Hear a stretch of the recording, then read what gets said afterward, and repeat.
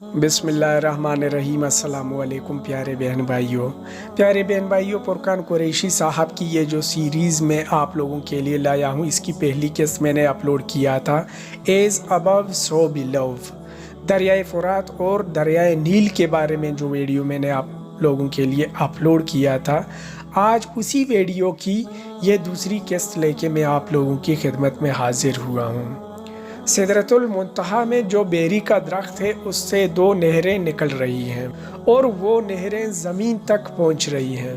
कैसे और किस तरह? आसमानों का कनेक्शन ज़मीन से किस तरह से वाबस्ता है? आसमानों का कनेक्शन ज़मीन से किस तरह चल रहा है? ये नहरें किस तरह और कैसे आसमानों से ज़मीन पे आ रहे हैं?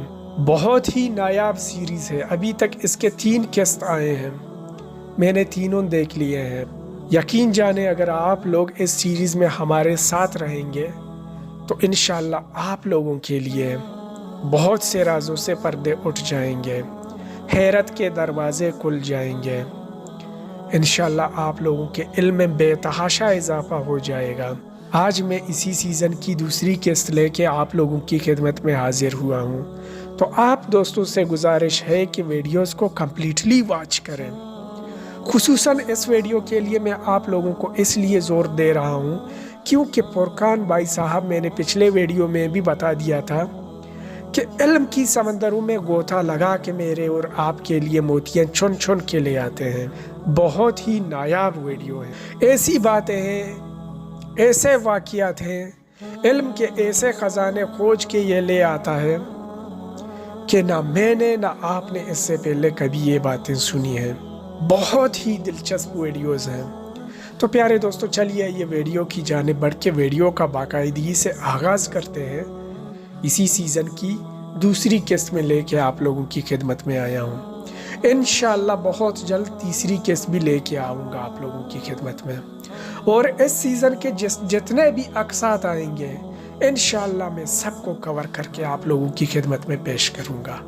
तो चलिए आइए आज दूसरी किस्त की जानिब बढ़ के अपने वीडियो का आगाज करते हैं। बिस्मिल्लाहिर्रहमानिर्रहीम। अस्सलाम वालेकुम। आज एज अबव सो बिलो की दूसरी किस्त है और मैं आपसे वादा करता हूं कि एज अबव सो बिलो इंशाल्लाह इस चैनल की सबसे खूबसूरत सीरीज होने वाली है। पिछली किस्त सिर्फ एक शुरुआत थी, लेकिन आगे आने वाली किस्तें शायद आपको शॉक्ड करके रख देने वाली हैं। लेकिन आज की किस्त में आने वाले नए व्यूअर्स से मेरी एक रिक्वेस्ट है कि अगर आप इस सीरीज को इसकी मुकम्मल ग्लोरी के साथ देखना चाहते हैं तो इसे पहली किस्त से देखना शुरू कीजिएगा, क्योंकि तभी यह सीरीज आपको अपनी पूरी शान और शौकत के साथ नजर आएगी। और जो मेरे रेगुलर व्यूअर्स हैं वो सब यकीनन आज बहुत ज्यादा एक्साइटेड होंगे, क्योंकि आज हमारा सिदरतुल मुंतहा की तरफ का सफर अपने अगले फेज में दाखिल होने वाला है। पिछली किस्त के अंदर मैंने आपको एक इंतहाई जबरदस्त और एक बहुत ही पावरफुल हदीस सुनाई थी कि नील और फिरात ये हमारी दुनिया के 2 दरिया हैं, लेकिन हदीस के मुताबिक ये दोनों दरिया दर हकीकत सिदरतुल मुंतहा की जड़ों से निकल रहे हैं। और सिदरतुल मुंतहा क्या है? छठे आसमान के ऊपर लगा बेरी का एक बहुत ही अजीम शान दरख्त। और हमने अपना यह सफर उसी हदीस की बेस पर शुरू किया था कि अगर हम नील और फिरात के सोर्स तक पहुंच जाएं तो टेक्निकली हमें सिदरतुल मुंतहा की जड़ों से निकलना चाहिए, राइट? ओके, हमारा यह सफर पिछले हफ्ते शुरू हुआ था और सैटेलाइट टेक्नोलॉजी को इस्तेमाल करते हुए हमने पहले नील को रिवर्स ट्रैक किया और देखा कि बज़ाहिर तो दरियाए नील लेक एल्बर्ट से शुरू होता है और फिर 11 मुल्कों को क्रॉस करता हुआ मिस्र से बिल आखिर मेडिटेरेनियन में गिरकर खत्म हो जाता है। लेकिन रास्ते में एक जगह ऐसी आती है कि जहां यह दरिया एक्चुअली गायब हो जाता है। और वह जगह कौन सी है? सूडान में वाक़या एक बहुत बड़ा दलदली इलाका के जिसे सद कहते हैं। सद अरबी जुबान का लफ्ज है कि जिसका मतलब होता है रुकावट। और सद की ये दलदलें इतनी बड़ी हैं कि इनमें दाखिल होने के बाद नील एक तरह से गायब हो जाता है। کچھ پتہ نہیں چلتا کہ لیک البرٹ سے آنے والا پانی کہاں گیا اور کہاں سے دلدلوں کا پانی نکل کر نیل میں شامل ہو گیا۔ لیکن ایک سوال تو یہ بھی ہے کہ صد کی ان دلدلوں میں پانی کہاں سے آ رہا ہے؟ اب بدقسمتی سے ہماری سیٹلائٹ ٹیکنالوجی یہاں پہنچ کر ہمارا ساتھ چھوڑ دیتی ہے، کیونکہ وہ ہمیں صد کی دلدلوں کے نیچے لے کر نہیں جا سکتی۔ لہٰذا اگر ہم دلدلوں کے نیچے جانا چاہتے ہیں تو اس کے لیے ہمیں ایک اور ٹیکنالوجی کا سہارا لینا پڑے گا، اور میں نے آپ کے لیے وہ ٹیکنالوجی بھی ڈھونڈ لی ہے۔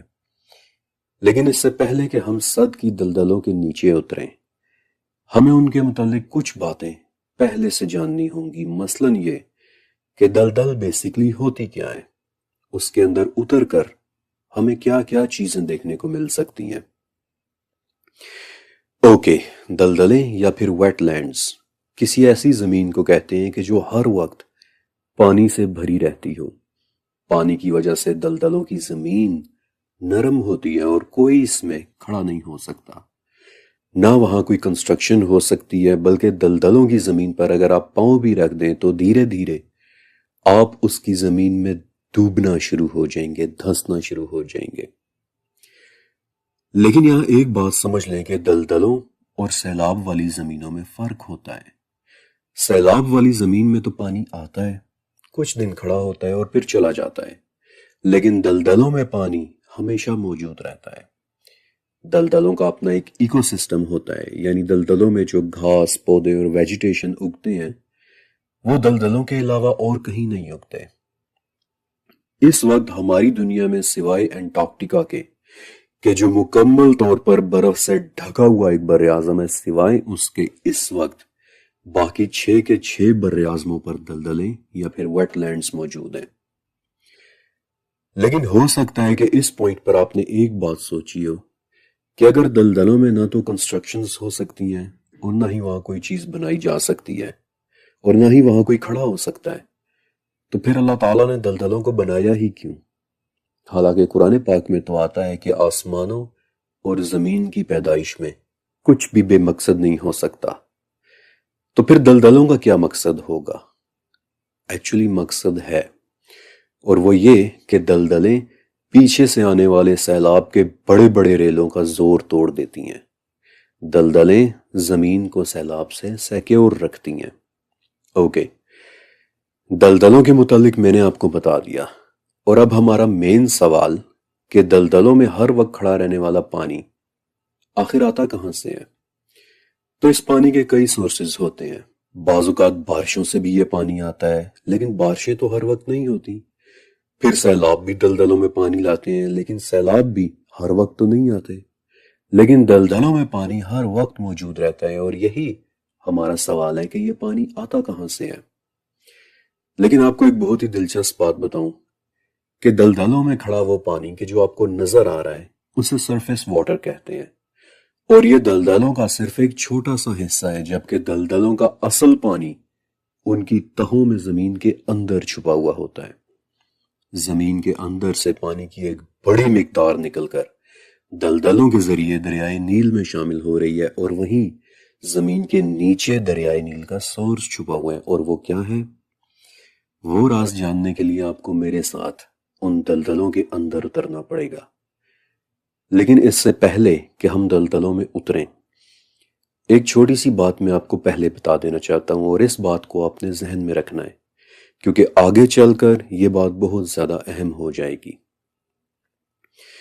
دیکھیں، جیولوجی کے اعتبار سے، یعنی زمین کی سائنٹیفک سٹڈی کے اعتبار سے، دلدلیں نہ تو زمین میں آتی ہیں اور نہ ہی پانی میں، بلکہ یہ زمین اور پانی کے درمیان ایک ٹرانزیشن کے طور پر دیکھی جاتی ہیں۔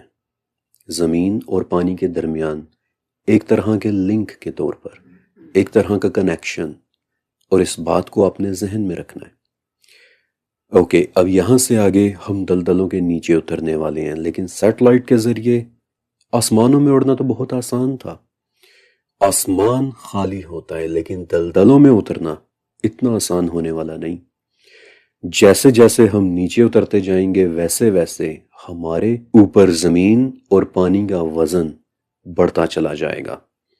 لہٰذا اس سے بچنے کے لیے میں نے آپ کی خاطر ایک ہائپوتھیٹیکل مشین تیار کی ہے جس کی دیواریں میں نے لیڈ یعنی سیسے سے بنائی ہیں، کیونکہ لیڈ میں ایک بہت ہی زبردست خاصیت ہے کہ اگر آپ لیڈ کے اوپر وزن ڈالیں گے تو یہ ٹوٹنے کے بجائے زیادہ مضبوط ہو جائے گا۔ انفیکٹ جب لیڈ پر وزن پڑے تو یہ 250 گنا زیادہ مضبوط ہو جاتا ہے۔ انفیکٹ ایک پوائنٹ پر آ کر لیڈ سٹیل سے زیادہ مضبوط ہو جاتا ہے۔ لہٰذا بے فکر ہو کر اس مشین میں بیٹھیے کیونکہ یہ اتنی آسانی کے ساتھ ٹوٹنے والی نہیں ہے۔ لیکن پھر بھی آپ کی تسلی کے لیے میں نے اس مشین کو تھوڑا سا اور سیکیور کر دیا ہے۔ میں نے اس پر کاربن نینو ٹیوبز کی ایک کوٹنگ چڑھا دی ہے جس سے دلدلوں میں اترنے والی ہماری یہ مشین وزن میں بہت ہلکی لیکن مضبوطی میں اتنی کمال ہو گئی ہے کہ اب ہم اس میں بیٹھ کر جتنی مرضی گہرائی میں چلے جائیں نہ تو یہ ٹوٹنے والی ہے اور نہ ہی یہ کرش ہونے والی ہے۔ لہٰذا آئیے میرے ساتھ اس مشین کے اندر بیٹھیں کیونکہ اب ہم دلدلوں کے اندر داخل ہونے والے ہیں۔ دلدل میں اترنے کے بعد جس چیز نے ہمارا راستہ سب سے پہلے روکا ہے وہ ہے دلدل کے اندر موجود لاکھوں ٹن پانی کہ جو نیچے زمین کے اندر سے آ رہا ہے اور اسے گراؤنڈ واٹر کہتے ہیں۔ گراؤنڈ واٹر کا کانسیپٹ سمجھنا بہت ہی آسان ہے۔ آپ سب نے اپنی زندگی میں کبھی نہ کبھی کوئی کنواں ضرور دیکھا ہوگا۔ اب میرا آپ سے ایک سوال ہے کہ جب ہم کنواں کھودتے ہیں تو اس میں پانی کہاں سے آتا ہے؟ کنویں میں پانی زمین کے اندر سے آتا ہے اور اس پانی کا نام گراؤنڈ واٹر ہے، یعنی زمین کا پانی۔ گراؤنڈ واٹر انسان کے استعمال کا سب سے پرانا، سب سے اہم اور سب سے بڑا سورس ہے۔ صدیوں سے پاکستان اور انڈیا میں کنویں کھود کھود کر اس خزانے کو نکالا جا رہا ہے، لیکن آپ دیکھیں گے کہ جیسے جیسے ہم دلدلوں کی گہرائیوں میں جا رہے ہیں ویسے ویسے گراؤنڈ واٹر صاف ہوتا چلا جا رہا ہے۔ ایسا اس لیے کیونکہ گراؤنڈ واٹر دنیا کے صاف اور شفاف ترین پانیوں میں سے ایک ہے۔ اس میں سرفیس واٹر کی طرح کیچڑ اور آلودگی نہیں ہوتے بلکہ زمین اسے فلٹر کر چکی ہوتی ہے۔ یہی وہ پانی ہے کہ جو اکثر آپ دیکھیں گے کہ چشموں کی صورت میں زمین سے پھوٹ پڑتا ہے، چٹانوں سے نکل پڑتا ہے اور کس قدر صاف اور شفاف ہوتا ہے۔ اوکے، گراؤنڈ واٹر زمین کے اندر سفر کیسے کرتا ہے؟ زمین اندر سے خالی تو نہیں ہوتی بلکہ یہ تو مٹی، چٹانوں، پتھروں اور طرح طرح کے مٹیریل سے بھری ہوئی ہوتی ہے۔ جب آپ کنواں کھودتے ہیں تو زمین کے اندر سے کیا نکلتا ہے؟ مٹی، پتھر، چٹانیں۔ تو پھر گراؤنڈ واٹر زمین میں کیسے سفر کرتا ہے؟ زمین میں سفر کرنے کے لیے گراؤنڈ واٹر اپنا ایک راستہ بناتا ہے۔ اس راستے کی شکل چھوٹی چھوٹی دراڑوں، کریکس اور فشرز کی طرح ہوتی ہے اور ان راستوں کو ایکوافرز کہتے ہیں۔ انفیکٹ جب ہم کنواں کھودتے ہیں تو کنویں کے راستے میں بھی یہی ایکوافرز آتے ہیں کہ جن سے پانی نکل کر ہمارے کنویں میں آ جاتا ہے۔ اب نارملی یہ ایکوافرز بہت چھوٹے چھوٹے ہوتے ہیں، چھوٹی چھوٹی دراڑوں کی طرح، لیکن کچھ جگہوں میں بالخصوص دلدلوں کے نیچے یہ ایکوافرز بڑی بڑی غاروں کے سائز کے ہو جاتے ہیں اور ان غاروں کے لیے بھی جیولوجی میں ایک سائنٹیفک نام ہے، کارسٹس۔ اور صد کی دلدلوں کے نیچے کی ان غاروں میں ایک بہت ہی خوبصورت راز چھپا ہوا ہے۔ اس سوال کا جواب کہ سدرۃ المنتہا کی جڑوں کا پانی کہاں سے نکل کر نیل میں آ رہا ہے، ان غاروں میں ایک بہت ہی خوبصورت اور بہت ہی زبردست چیز موجود ہے، لیکن ابھی میں آپ کو ان غاروں میں لے کر نہیں جا رہا کیونکہ اگر میں نے آپ کو وہ غاریں دکھا دیں تو آپ نے میرا یقین ہی نہیں کرنا۔ اس لیے بہت بہت ضروری ہے کہ آپ کو وہ غاریں دکھانے سے پہلے میں آپ کو کچھ چیزیں مزید کلیئر کر دوں۔ لہٰذا تھوڑی دیر کے لیے واپس چلیں میرے ساتھ زمین کے اوپر، جہاں پہلے ہم عراق میں جائیں گے اور عراق جا کر ہم نے نیل کے بعد اب دریائے فرات کا سورس ڈھونڈنا ہے۔ فرات سائز میں نیل سے آدھا لمبا یعنی 3000 کلومیٹر لمبا ایک دریا ہے، اور یہ دریا حضرت ابراہیم علیہ السلام کے زمانے سے بھی پہلے سے مقدس مانا جاتا رہا ہے۔ پچھلے کئی ہزار سال سے فرات کا دریا ترکی، شام اور عراق کی زمینوں کو پانی دے رہا ہے۔ فرات ہی کے کنارے اس دنیا کا سب سے پرانا شہر آباد ہوا تھا، یعنی سمرہ کے لوگوں کا شہر۔ اوکے، اب اگرچہ نیل کی نسبت فرات سائز میں تو چھوٹا ہے، لیکن نیل کی نسبت فرات کہیں زیادہ کمپلیکیٹڈ دریا ہے، اور آپ دیکھیں گے کہ اسے ہم نیل کی طرح اتنی آسانی کے ساتھ ریورس ٹریک نہیں کر سکتے، بلکہ سچ کہوں تو فرات پر اپنے ریسرچ ورک کے دوران مجھے صرف اس کی ریورس ٹریکنگ میں ہی کئی دن لگ گئے تھے، کیونکہ فرات کے محض کوئی ایک یا دو سورسز نہیں ہیں، لیکن پھر بھی پہلے کی طرح ہم اپنا سفر بہت سادہ سے انداز میں شروع کریں گے، پرشین گلف یعنی خلیج فارس کے اوپر سے، کیونکہ یہاں فرات ختم ہو رہا ہے، اور یہاں سے سفر شروع کرنے کا فائدہ یہ ہے کہ آگے کا سارا راستہ فرات ہماری آنکھوں کے سامنے رہے گا۔ اوکے، اب یہ نام کہ جو آپ نقشے پر لکھے دیکھ رہے ہیں، یہ میں نے خود سے مارک کیے ہیں۔ گوگل پر آپ کو اس طرح کی نیمنگ کنونشن نہیں ملے گی، یہ میرے اپنے بنائے ہوئے کسٹم میپس ہیں جنہیں میں نے آپ کی آسانی کے لیے بنایا ہے۔ تو چلے آئیں آسمانوں میں اڑتے ہوئے شروع کرتے ہیں ہم اپنا یہ دلچسپ سفر۔ پرشین گلف کے بعد ہمارا سب سے پہلا سٹاپ ہے شط العرب کانفلوئنس۔ یہ دنیا کی مشہور ترین جگہوں میں سے ایک ہے، اور عراق میں جنگ شروع ہونے سے پہلے یہاں بہت سارے ٹورسٹس گھومنے کے لیے آیا کرتے تھے، کیونکہ یہ وہ جگہ ہے کہ جہاں دریائے دجلہ اور دریائے فرات آپس میں ایک دوسرے کے ساتھ مل جاتے ہیں۔ اور جیسا کہ میں نے بتایا کہ یہ میرے کسٹم میپس ہیں، گوگل میں آپ کو اس طرح کی نیمنگ کنونشن نہیں ملے گی، بلکہ دیکھیں کہ میں نے یہاں دجلہ لکھا ہوا ہے تاکہ آپ کو آسانی کے ساتھ سمجھ آ جائے، حالانکہ گوگل میپس پر آپ کو یہاں ٹیگریس لکھا ہوا ملے گا۔ ایسے ہی آپ کی آسانی کے لیے یہاں پر میں نے فرات لکھا ہوا ہے، جبکہ گوگل پر آپ کو یہاں یوفریٹس لکھا ہوا ملے گا، اور یہ والا یوفریٹس یعنی فرات ہی وہ دریا ہے کہ جسے ہم نے ریورس ٹریک کرنا ہے، کیونکہ حدیث کے مطابق اس دریا کا سورس بھی نیل کی طرح ہی سدرۃ المنتہا کی جڑیں ہیں۔ تو چلے آئیں شروع کرتے ہیں ہم فرات کی اپنی ریورس ٹریکنگ۔ اب ویڈیو میں تو آپ بہت تیزی کے ساتھ ٹریکنگ ہوتی دیکھ رہے ہیں، لیکن اپنے ریسرچ ورک کے دوران دھیرے دھیرے بہت ہی دھیان سے، بہت ہی توجہ سے میں نے فرات کو ریورس ٹریک کیا تھا، اس کے ایک موڑ کو سٹڈی کیا تھا، اور شط العرب کے بعد جو اگلا اہم سٹاپ کہ جو میرے راستے میں آیا وہ دراصل ایک ڈیم ہے جسے 1960s کے دور میں ترکی نے بنوایا تھا۔ اب یہاں تک اس سفر کا سب سے آسان حصہ تھا، لیکن یہاں سے آگے چیزیں بہت زیادہ کمپلیکیٹڈ ہونا شروع ہو جاتی ہیں۔ اس ڈیم کا نام کیبان ڈیم ہے، اور اب مسئلہ یہ ہے کہ اس میں کئی جگہوں سے پانی آ کر اکٹھا ہو رہا ہے۔ اب فرات کے کئی سورسز بن چکے ہیں، آپ ویڈیو میں دیکھ ہی رہے ہوں گے کہ اس ڈیم میں کاراسو دریا سے بھی پانی آ رہا ہے، پولومر ندی سے بھی پانی آ رہا ہے، مورات دریا سے بھی پانی آ رہا ہے، یعنی ٹیکنیکلی 3 بڑے سورسز فرات میں اپنا اپنا پانی ڈال رہے ہیں۔ لیکن مزے کی ایک بات بتاؤں کہ سدرۃ المنتہا کی جڑوں تک پہنچنے کی خاطر میں نے ایکچولی ان تینوں سورسز کو علیحدہ علیحدہ سے ریورس ٹریک کیا تھا، اور پیچھے بیک گراؤنڈ میں آپ کو نظر بھی آ رہا ہوگا کہ کیسے میں نے جگہ جگہ مارکنگ کی ہوئی ہے، توزولا واٹر ہیڈ، کاراسو واٹر ہیڈ وغیرہ وغیرہ۔ لیکن وہاں میں آپ کو لے کر نہیں جاؤں گا، کیونکہ وہاں ہمارے کام کی کوئی بھی چیز نہیں ہے۔ لیکن جو جگہ ہمارے کام کی ہے وہ ہے یہ تیسرا دریا مورات، جسے میں نے بہت دھیان سے ریورس ٹریک کیا اور نوٹس کیا کہ یہ دریا شروع ہوتا ہے ترکی کے ان پہاڑوں سے کہ جنہیں آرمینین ہائی لینڈز کہتے ہیں۔ یہ جگہ آرمینیا کے بہت قریب ہے، اور یہاں کے کچھ علاقوں میں آج بھی آرمینین زبانی بولی جاتی ہے، لہٰذا اپنی ریسرچ کو مزید پاورفل بنانے کے لیے میں نے کچھ حد تک آرمینین زبان اور کلچر کو بھی اسٹڈی کیا تھا کہ شاید مجھے مورات دریا کے متعلق کوئی لیڈ مل جائے، اور اللہ کا شکر ہے کہ اس نے میرے دل میں یہ خیال ڈالا۔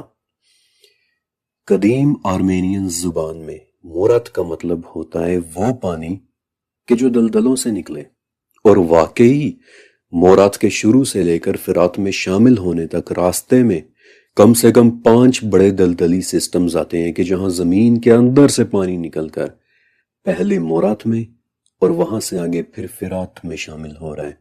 اور آپ یہ دیکھ سکتے ہیں کہ میں نے ان تمام دلدلی سسٹمز کو مارک بھی کیا ہوا ہے، مارش سسٹم 1، مارش سسٹم 2 وغیرہ کے نام سے انہیں نام دیے ہوئے ہیں۔ بالکل نیل کی طرح فرات کے پانی کا کچھ حصہ بھی زمین کے اندر سے آ رہا ہے، ان غاروں سے کہ جو پانی سے بھری ہوتی ہیں، ایگزیکٹلی وہی غاریں جن کے اندر ایک بہت ہی زبردست چیز موجود ہے اور جسے ابھی تک میں نے آپ سے چھپا کر رکھا ہوا ہے. لیکن آپ ایک بڑی ہی مزے کی چیز دیکھنا چاہتے ہیں. ویسے تو وہ چیز ہمارے آج کے اس ٹاپک سے ریلیٹڈ نہیں ہے، لیکن آپ کو پتہ ہے کہ اس وقت ہم کہاں کھڑے ہوئے ہیں؟ مورات دریا کے اس حصے میں کہ جہاں زمین کے نیچے سے پانی نکل نکل کر فرات میں جا رہا ہے، رائٹ؟ لیکن آپ کو ایک بہت ہی مزے کی بات بتاؤں.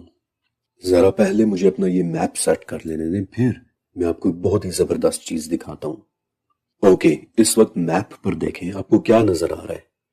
مورات دریا کا سورس یعنی کہ وہ جگہ جہاں سے مورات شروع ہوتا ہے، اور پھر راستے میں آنے والے 5 مارش سسٹمز یعنی کہ دلدلیں.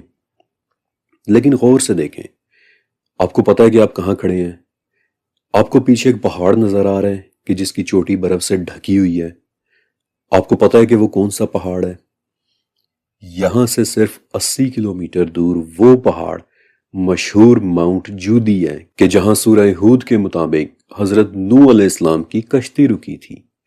یہی وہ جگہ ہے کہ جس کے متعلق مشہور ہے کہ یہیں پر زمین نے وہ سارا پانی اپنے اندر کھینچ لیا تھا کہ جس نے پوری دنیا کو 40 دن تک سیلاب میں ڈبوئے رکھا تھا. وہ طوفان کہ جس میں حضرت نوح علیہ السلام کی کشتی جانوروں اور انسانوں کو لے کر پانی کی پہاڑوں جتنی بڑی بڑی لہروں میں یہاں سے وہاں اور وہاں سے یہاں ہچکولے کھاتی رہی تھی اور بالآخر سورہ ہود کے مطابق جودی پہاڑ پر ٹھہر گئی تھی. اور یہی ہے وہ جودی پہاڑ کہ جو اس وقت آپ کو بیک گراؤنڈ میں صرف 80 کلومیٹر دور نظر آ رہا ہے.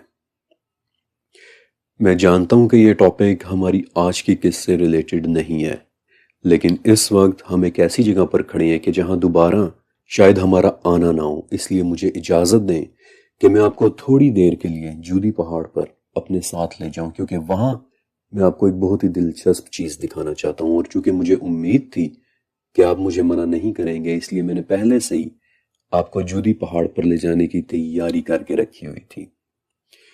اوکے، اب جو میں آپ کو بتانے والا ہوں اسے میں 100% انڈورس نہیں کرتا، یعنی کہ میں یہ نہیں کہتا کہ یہ سب 100% سچ ہے. لیکن اب چونکہ ہم جودی پہاڑ پر موجود ہیں اس لیے میں آپ کو یہاں ایک بڑی دلچسپ چیز ضرور دکھا دینا چاہتا ہوں. جودی پر اس وقت 3 مشہور لینڈ مارکس ہیں. سب سے پہلے لینڈ مارک کا نام ہے نوآز آرک یعنی نوح علیہ السلام کی کشتی. یہ دراصل جودی پہاڑ پر بنا ایک عجیب سا نشان ہے. اگر آپ اس لینڈ مارک پر کلک کریں تو آپ دیکھیں گے کہ یہ جودی کی زمین پر بنی ایک عجیب سی لینڈ فارمیشن ہے کہ جس کی شکل واقعی کسی بہت بڑی کشتی کے جیسی ہے. اور بہت سارے ریسرچرز یہ بات کہتے ہیں کہ یہ ایکچولی حضرت نوح علیہ السلام کی کشتی کا فاسل ہے کہ جو یہاں ٹھہر گئی تھی اور پھر ہزاروں سال تک یہاں ٹھہری رہی اور ایونچولی ایک فاسل میں تبدیل ہو گئی. بہت سارے لوگ ایسا کہتے ہیں، لیکن کیا یہ سچ ہے یا نہیں آج اس ٹاپک کو چھیڑنے کا وقت نہیں ہے، ورنہ قسط بہت بہت لمبی ہو جائے گی. لیکن چونکہ اب ہم جودی پہاڑ پر آئے ہوئے ہیں اس لیے چلیں سرسری طور پر میں آپ کو یہ چیزیں بھی دکھا دیتا ہوں. اسی طرح جودی کے دوسری طرف بھی نوآز آرک اور نوآز آرک نیشنل پارک کے نام سے 2 مزید لینڈ مارکس ہیں. اور اگر میں ان پر کلک کر کے ان کی امیج فائلز اوپن کروں تو آپ دیکھیں گے کہ یہاں پر بھی ایک عجیب سی لینڈ فارمیشن ہے کہ جو واقعی دیکھنے میں کسی بہت بڑی کشتی کی طرح لگتی ہے. اور یہ کہ یہاں بہت سارے لوگ آج بھی ٹورزم کے لیے جاتے ہیں. اب قرآن کے ذریعے ہمیں یہ تو پتہ ہے کہ نوح علیہ السلام کی کشتی جودی پر رکی تھی اور جودی ہے تو اسی پہاڑ کا ہی نام، لیکن کیا یہ وہی جودی ہے یا پھر یہ عجیب سی لینڈ فارمیشنز واقعی نوح علیہ السلام کی کشتی کے فاسلز ہیں؟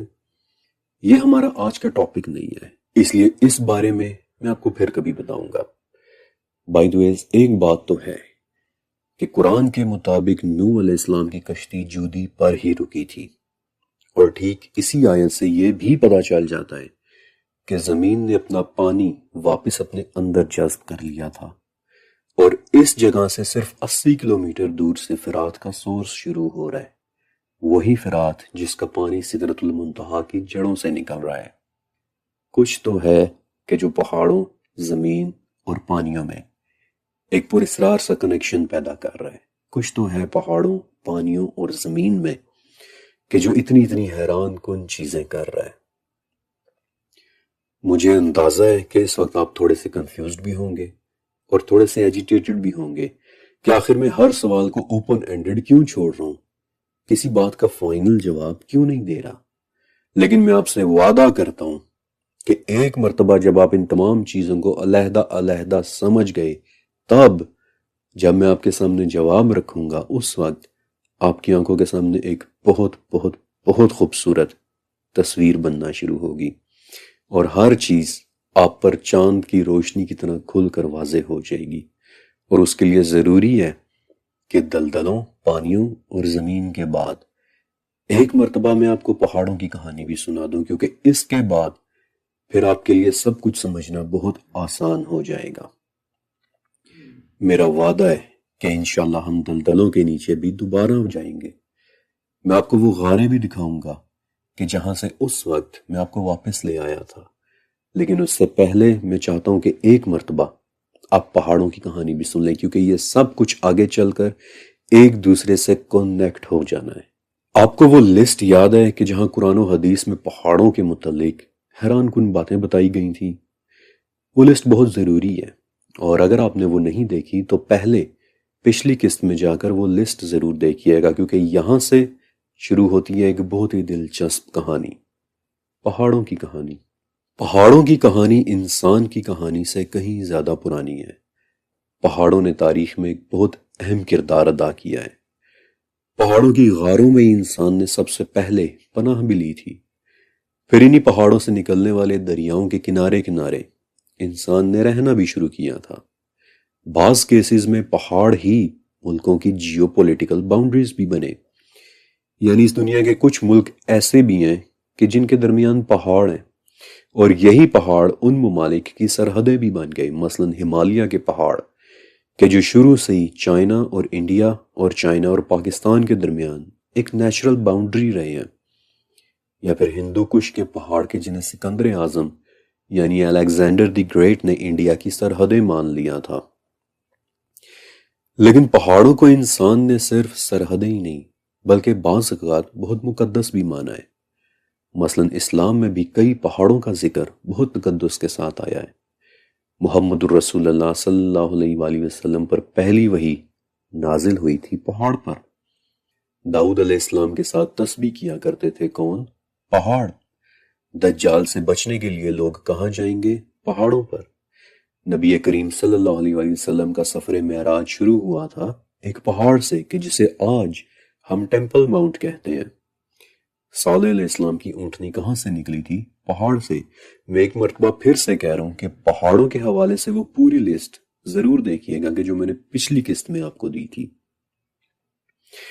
لیکن صرف اسلامک اکاؤنٹس میں ہی نہیں بلکہ پہاڑوں کا تقدس آپ کو کئی دوسرے مذاہب میں بھی نظر آئے گا۔ مثلا جاپان میں ایک پہاڑ ہے ماؤنٹ فوجی، جہاں ہر سال ہزاروں لوگ اپنے مذہبی سفر کے لیے جاتے ہیں۔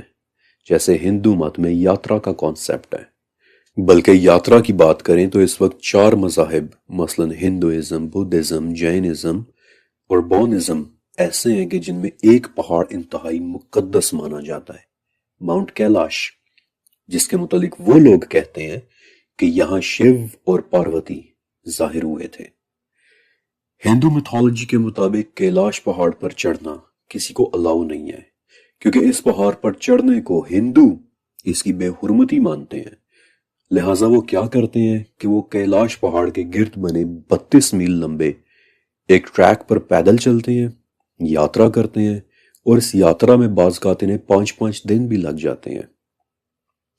اس کے بعد میرے ساتھ ساؤتھ امریکہ چلیں کہ جہاں 15ویں صدی کے کولمبیا اور چلی کے پہاڑوں میں ایک تہذیب رہا کرتی تھی، خاص قسم کے لوگ رہا کرتے تھے جنہیں انکاز کہتے ہیں۔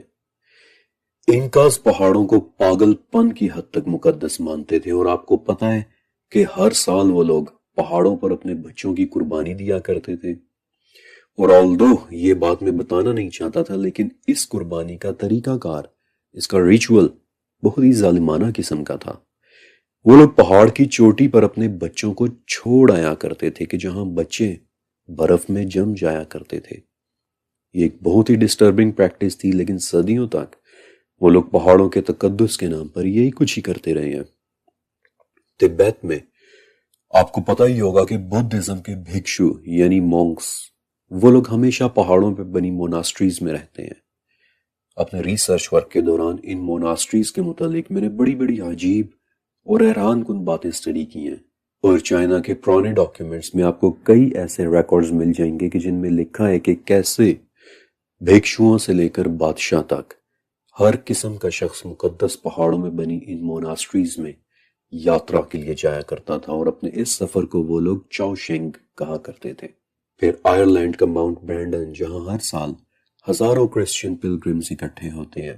کیا ہے ان پہاڑوں میں کہ دنیا کا تقریباً ہر مذہب، چاہے وہ ابراہمک ہو یا پیگن، سبھی میں پہاڑوں کا ایک تقدس ہے۔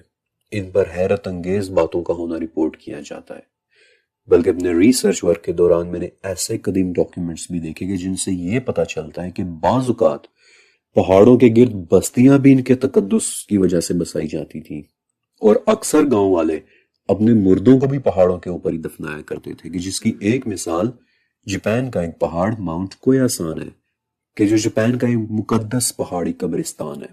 یا پھر اس کی دوسری مثال یروشلم کا جبل زیتون ہے، کہ جسے پچھلے 3000 سال سے یہودی ایک قبرستان کے طور پر استعمال کر رہے ہیں۔ اور کچھ مسلم اسکالرز کے مطابق ماؤنٹ اولیو یعنی جبل زیتون ہی وہ جگہ ہے کہ جس کی اللہ تعالیٰ نے سورہ تین میں قسم بھی اٹھائی ہے، وَالتِّینِ وَالزَّیتُونِ۔ اس بات میں کوئی شک نہیں کہ ہزاروں سال سے انسان پہاڑوں کو مقدس مانتے چلے آئے ہیں، لیکن کیوں؟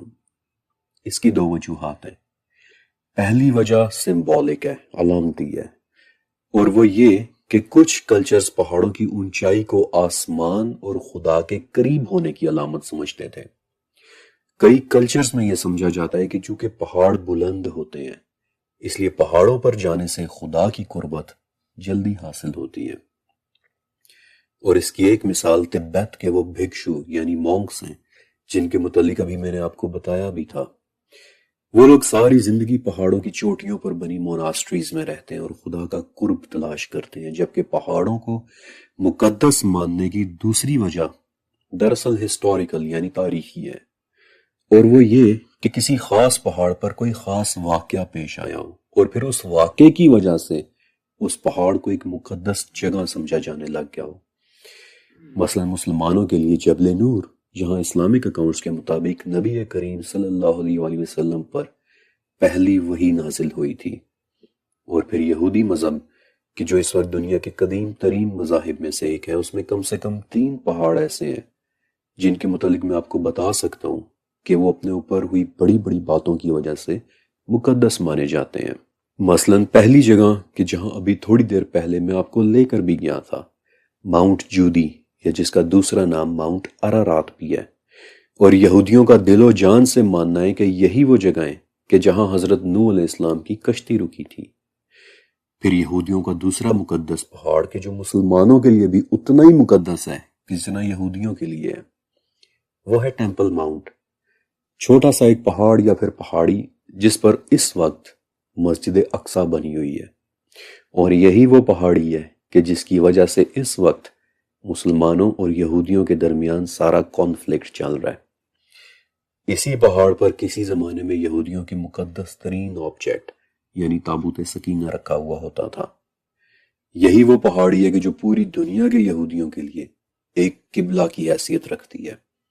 یہی وہ پہاڑی ہے کہ جہاں سے نبی کریم صلی اللہ علیہ وآلہ وسلم معراج کی رات براق پر بیٹھ کر آسمانوں کی طرف گئے تھے۔ یہی وہ پہاڑی ہے کہ جس کی طرف مسلمان 16 یا 17 مہینے منہ کر کے شروع میں نماز پڑھتے رہے تھے۔ پھر یہودیوں اور مسلمانوں کے علاوہ یہ پہاڑی عیسائیوں کے لیے بھی انتہائی مقدس ہے، کیونکہ عیسائیوں کے مطابق یہی وہ پہاڑی ہے کہ جہاں حضرت ابراہیم علیہ السلام نے اپنے بیٹے کی قربانی دی تھی یا دینے کی کوشش کی تھی۔ ان کے مطابق یہی وہ پہاڑی ہے کہ جس کے اوپر حضرت عیسیٰ علیہ السلام کو سولی چڑھایا گیا تھا، ان کے مطابق۔ لیکن تیسرا مقدس پہاڑ ایک ایسی جگہ ہے کہ جس کے نام سے یقیناً آپ سب بھی واقف ہوں گے، کیونکہ اسلام میں بھی اسے ایک بہت ہی مقدس جگہ بتایا گیا ہے۔ انفیکٹ اتنا مقدس کہ اس کے نام پر قرآن میں پوری ایک سورہ موجود ہے، سورہ طور، اور جی میں بات کر رہا ہوں کوہ طور کی۔ اوکے، اب غور سے سنیے گا کیونکہ یہ بہت قیمتی انفارمیشن ہے اور کوئی بھی آپ کو یہ باتیں نہیں بتائے گا۔ طور کو قرآن پاک میں کئی نام دیے گئے ہیں، طور سینا، طور سینین، الطور، اور ایک جگہ وادی طوا کا نام بھی دیا گیا ہے۔ اور القصص کی 30ویں آیت کے مطابق اس کا کچھ حصہ البقاع المبارکہ کہلاتا ہے، یعنی مبارک حصہ، یعنی کہ اس کا کچھ حصہ تقدس میں باقی پہاڑ کی نسبت زیادہ اہم ہے، اور یہ بات بہت بہت امپورٹنٹ ہے، اسے آپ نے اپنے ذہن میں رکھنا ہے۔ القصص کے مطابق یہی وہ پہاڑ ہے کہ جس کے دائیں کنارے پر ایک درخت سے اللہ تعالیٰ نے حضرت موسیٰ علیہ السلام کو ایک آواز دے کر ان کے ساتھ کلام کیا تھا کہ اے موسیٰ، میں ہی ہوں اللہ، تمام جہانوں کا رب۔ یہی وہ پہاڑ ہے کہ جس کے اوپر موسیٰ علیہ السلام کو نبوت اور توریت کی تختیاں دی گئی تھیں۔ لیکن طور کے متعلق میں آپ کو تھوڑی سی تفصیل اور بھی دینا چاہتا ہوں، کیونکہ یہ پہاڑ نہ صرف تاریخ میں بہت اہم رہا ہے بلکہ آگے چل کر قیامت کے قریب اس نے ایک مرتبہ پھر سے بہت اہم ہو جانا ہے۔ لیکن آپ کو ایک اصل شاکر بات بتاؤں، اگر آپ گوگل پر کوہ طور یا ماؤنٹ سینائی لکھیں تو آپ کو یہ پہاڑ دکھائی دے گا، لیکن در حقیقت کوہ طور ایگزیکٹلی ہے کون سا یہ کسی کو پتہ ہی نہیں ہے۔ اس وقت 12 پہاڑ ایسے ہیں جن کے متعلق مشہور ہیں کہ وہ کوہ طور ہیں، لیکن اصل طور کون سا ہے یہ بات کسی کو بھی نہیں پتا۔ سعودی عرب کے شہر تبوک میں جبل مکالا کے متعلق بھی مشہور ہے کہ وہ کوہ طور ہے۔ پھر جبل لوز کے متعلق بھی یہی مانا جاتا ہے کہ نہیں انفیکٹ جبل لوز ہی کوہ طور ہے۔ اس طرح مدینہ میں ہلال بدر، مصر میں جبل سربل، جبل کیتھرین، جارڈن میں جبل احمد الباقر، اور لبنان میں جبل ہرمن یا ماؤنٹ ہرمن، یہ تمام پہاڑ کوہ طور کے طور پر مشہور ہے، لیکن اصل طور کون سا ہے یہ بات کوئی بھی نہیں جانتا۔ By the way, Mount Hermann کا نام سن کر آپ کو کچھ یاد آیا؟ 40,000 سالوں کے علم سیریز کا 7واں چیپٹر، کہ جو شاید سیریز کا سب سے ہلا کر رکھ دینے والا چیپٹر تھا، آپ کو یاد ہے کہ جبل ہرمن یا ماؤنٹ ہرمن پر کون اترا تھا اور اس نے کیا وعدہ کیا تھا؟ ہو سکے تو 40,000 سالوں کے علم سیریز کا 7واں چیپٹر ضرور دیکھیے گا۔ بہرحال اپنے ٹاپک پر واپس آتے ہیں۔ حضرت عیسیٰ علیہ السلام کے زمانے میں ایک بہت بڑا اور بہت مشہور یہودی مورخ رہا کرتا تھا، جوسیفس فلاویس۔ عرب سکولرز اس سے بہت زیادہ معلومات کوٹ کرتے تھے اور عربی زبان میں اسے یوسیفس کہہ کر بلاتے تھے، اور یوسیفس یا پھر جوسیفس نے اپنی بہت بڑی کتاب اینٹیکویٹیز آف دی جیوز میں لکھا ہے کہ عیسیٰ علیہ السلام کے ایک حواری نے مجھے بتایا ہے کہ طور دراصل عرب میں کوئی جگہ تھی، لیکن کون سی جگہ تھی یہ اس نے مجھے نہیں بتایا۔ اب اگر آپ نے کبھی توریت پڑھی ہو تو بک آف ایکسوڈس میں اس واقعے کی ایک بہت گہری ڈسکرپشن لکھی ہوئی ہے کہ جب طور پر موسیٰ علیہ السلام کو تختیاں دی جا رہی تھیں، اور اس واقعے کی ڈسکرپشن میں انفیکٹ طور کی بھی ایک ڈسکرپشن لکھی ہوئی ہے کہ اس وقت طور ایک بادل میں لپٹا ہوا تھا، وہ ہل رہا تھا اور اس کے پاس دھواں بھی تھا، اور اس کے گرد کسی قسم کی کوئی بجلی بھی چمک رہی تھی، اور اس میں سے ایسی آواز آ رہی تھی کہ جیسی بادل گرجنے کی آواز ہوتی ہے۔ اور اسی وجہ سے ہیبریو یعنی عبرانی زبان میں طور کا ایک نام اور بھی ہے، ماؤنٹ ہورب، اور ہورب کا مطلب ہی ہوتا ہے حرارت سے چمکتی ہوئی کوئی جگہ۔